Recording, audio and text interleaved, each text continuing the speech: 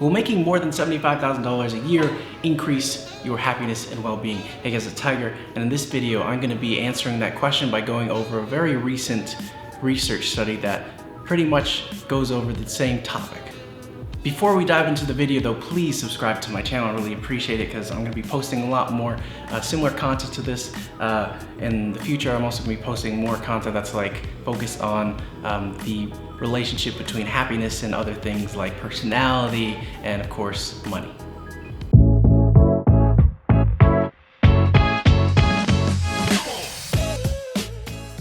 So one common myth that I often hear repeated over and over again is this idea that the correlation between happiness and income all of a sudden stops at $75,000. So basically what I mean by this is this idea, right, that essentially once you reach a certain point in your salary, there's no more gains to your happiness. So having a salary increase from $70,000 to $90,000 isn't going to really affect your happiness beyond that, reaching the $75,000 mark.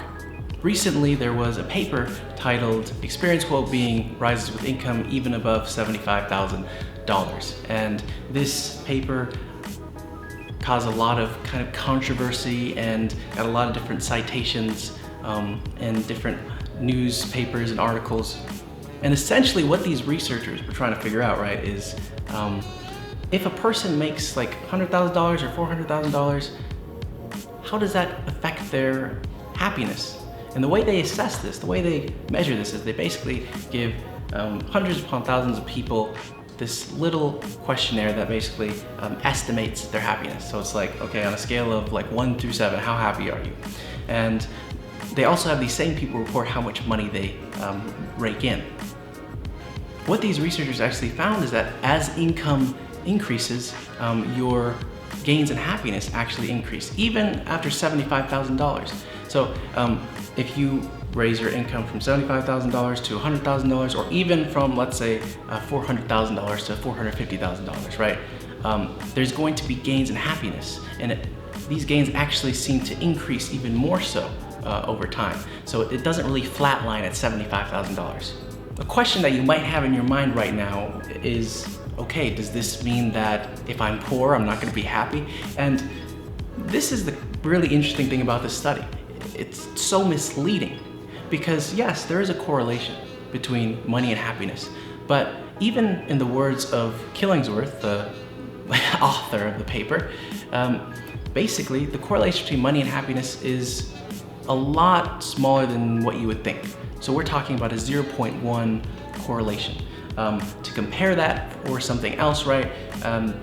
Personality traits, for example, like neuroticism and extroversion are much better predictors of how happy that you're going to be. So for example, if only information I had about you was your income, right? And meanwhile, another researcher had your personality trait,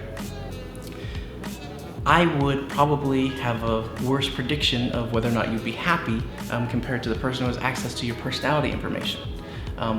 Personality is a much better predictor of happiness than how much money you make. Another interesting thing that I think people should pay attention to in this study is that the amount of individual variation is just massive. This idea, for example, that we can just take the average of a study and apply that to all people is ridiculous. A person's individual personality and the things that he's experienced in his life matters a lot more, right? The data that we actually see in this study shows us that you can be extremely poor and much happier than a person who makes $450,000. And I know some people would be like, okay, that's the exception rather than the norm, but actually, the difference is not as far-ranging as you think. There are very surprising similarities in the rates of happiness between poor people and rich people. Again, as I said, there's going to be a lot of individual variation. And we do know that basically, for some people, money is going to have a much bigger influence on their happiness than others. And the researchers actually looked into this and they tried to say, okay, what are some of the other variables or traits that basically show us that basically tell us whether or not money is going to affect your own personal happiness. So first, let me ask you a question. How important is money to you? And the reason why I'm asking this question is because the researchers actually found that people, for example, who said that money was very important to them ended up having their happiness affected a lot more. In addition to this information, let me ask you another question. How do you define success personally? Because what the researchers actually demonstrated in this study was that people who say to themselves, okay, money is success. These people ended up, of course, having their happiness levels affected a lot more than people, for example, like who said, okay, I don't really care that much in terms of money, right? I don't think money is a good measurement of success. I think more important things, there are more important things out there that are better indicators of success. These people would not really have their happiness as affected. The main researcher of the study was actually interviewed, and he actually gave a very interesting response about the relationship between money and happiness. Here's what he said. If anything, people probably overemphasize money when they think about how well their life is going. Yes, this is a factor that might matter in a way that we didn't fully realize before, but it's just one of many that people can control, and ultimately, it's not one I'm terribly concerned people are undervaluing.